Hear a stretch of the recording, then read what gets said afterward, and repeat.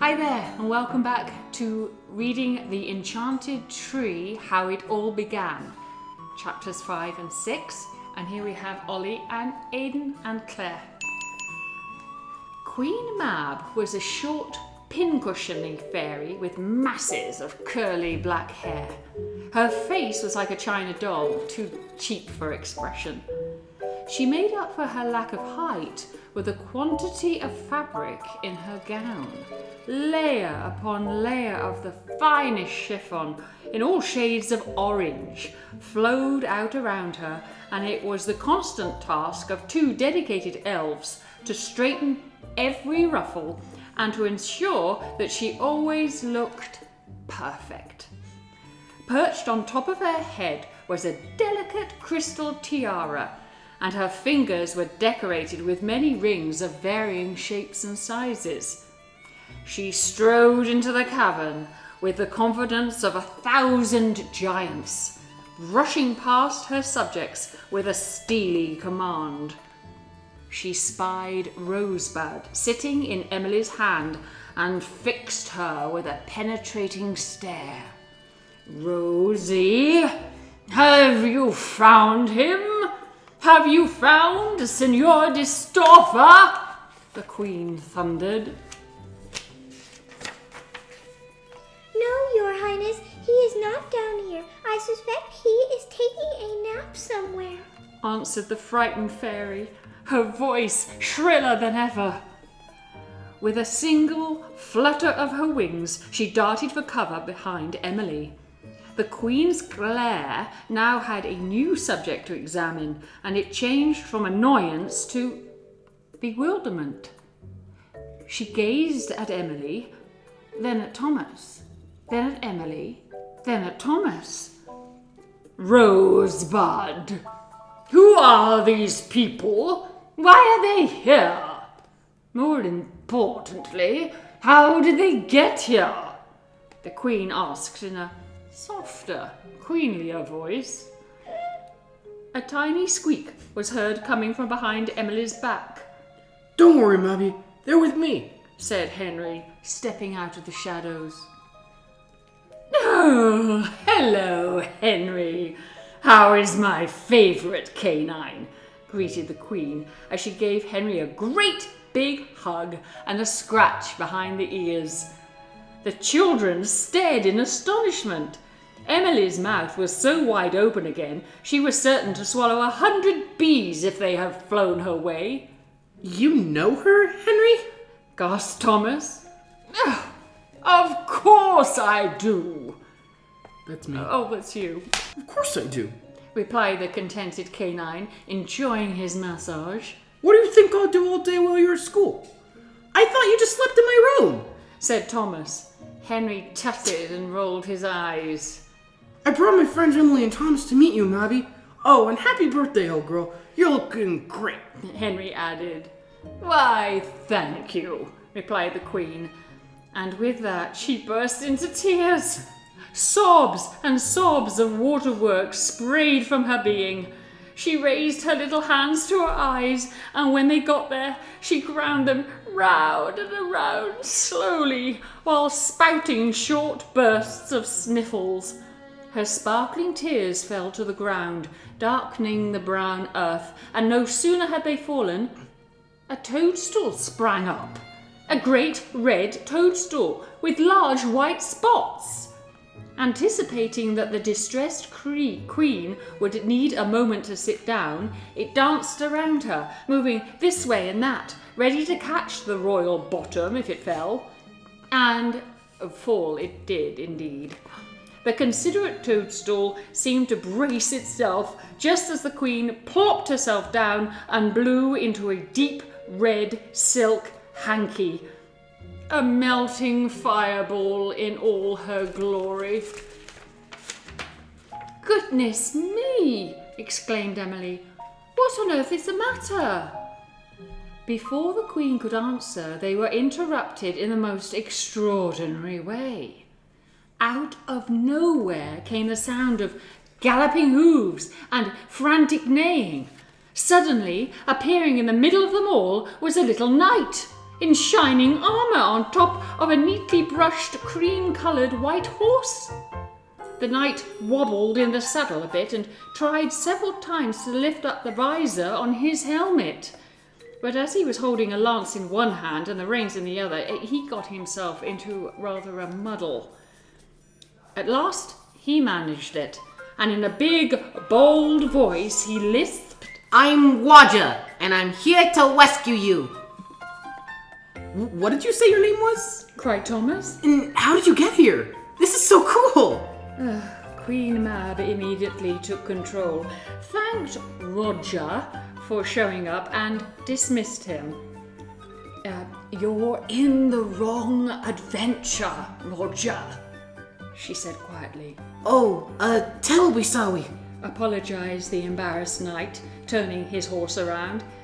He galloped off into nowhere and disappeared as quickly as he had arrived. Seeing the look on the children's faces, Queen Mab found it necessary to explain about their visitor. Turns out that Roger used to be a water sprite working at the dam and had high hopes of being a hero. He so wanted to rescue someone that the Queen took pity on him and decided to make him a knight. She gave him all the right stuff and set him out on search for anyone in distress. Unfortunately, poor Roger hadn't quite got the hang of the hero business and turns up in the most unlikely situations. Not to worry, he'll get it right one day, added the Queen, and remembering that she was upset about something, she began to cry all over again. Oh, there, said Emily, putting her arm around the upset Queen. Chapter 6. The Queen recovered enough to explain her problem. Today was indeed her birthday, and tonight she was to host an elaborate fairy feast. All the distinguished fairies from around the world were to attend. Her personal tailor, a good-humoured gnome from the Italian Alps, had been working on her party dress for months. He had woven the cloth himself, from the finest bluebells and foxgloves, embroidered with silver cobwebs and mysterious stones found by knockers in the Cornish mines. But now it's ruined, sobbed the Queen. The storm ruined it. Which was, in fact, true. You see, Queen Mab had left the precious gown hanging in one of her bowers. Unfortunately, the whole thing had been swept away by the storm, and the dress had been found strewn across a bush. It was filthy and soggy and ripped in several places. That is why we are searching for the tailor, Senor de Stoffer. He alone can mend it. Burst out Rosebud. The fairy peeped out from her hiding place like a lizard from under a stone and disappeared just as quickly. Well, hey, can't you just zap it with your magic wand or something? Cried Thomas, excitedly, well remembering the frog episode. Of course, that would be the answer, young man. But fairy dust isn't powerful enough to help with the wretched storm. Has fizzled out my wand, look! And with that, the Queen waved her wand around aimlessly. Her courtiers ducked in alarm in case the damp stick should accidentally cast a soggy smell on one of them. The wand spluttered and fizzled in a pathetic way and then stopped altogether. Queen Mab began to wail. No! Excuse me, Your Very Highness. A rather plump, wild-looking wood elf stepped forward. Emily noticed how her hands and feet were extraordinarily large in proportion to her body, and she wore a tight brown suit that looked several sizes too small. Her pockets were overflowing with cookies, and the crumbs on her lips hinted that she had just been eating one. Oh, what is it, Peggy? Wept Her Very Highness, who appeared particularly low at the moment. Peggy thrust a pretty cowslip towards the Queen with the suggestion that she should use the fairy phone. "Excuse me, your fairy greatness, but I thought you could perhaps call up Rixie the Fix-It-Nixie. He is splendid at sorting out the most tangled situations, you know." Peggy gave an enormous smile that reached from ear to ear and popped another cookie into her mouth. Queen Mab's spirits lifted as she took the phone.